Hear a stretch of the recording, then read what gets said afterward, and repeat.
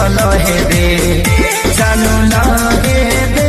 अबे बस करी रे पगली रहे रे अबे बस करी रे पगली रहे रे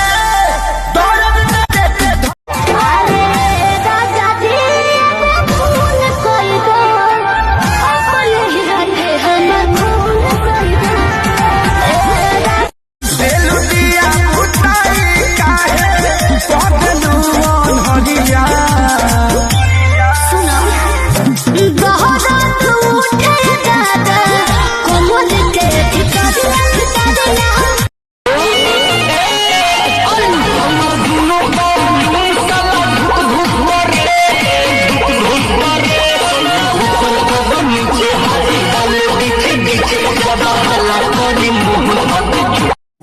मैं कहीं भी रहूं ऐ सनम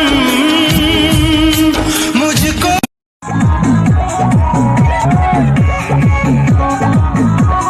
बिगड़ल हो जाए मत छुए हम रे छोड़ा हम करब बवाल तोर गलत में डाल रे छोड़ा तोर जवानी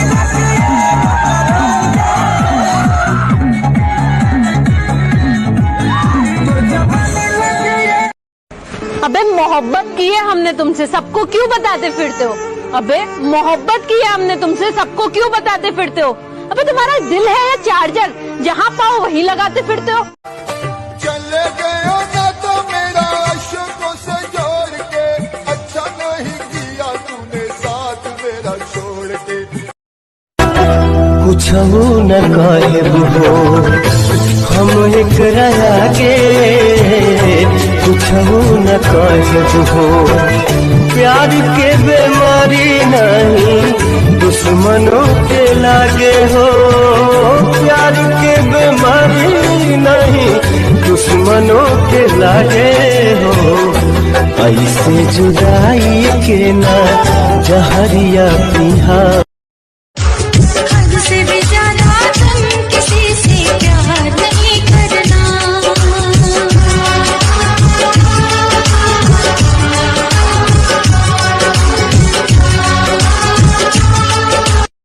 दिल और जिगर दोनों रखता हूँ मेरी जान,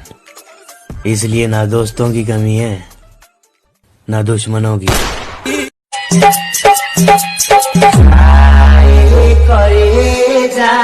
जा तारू तो जा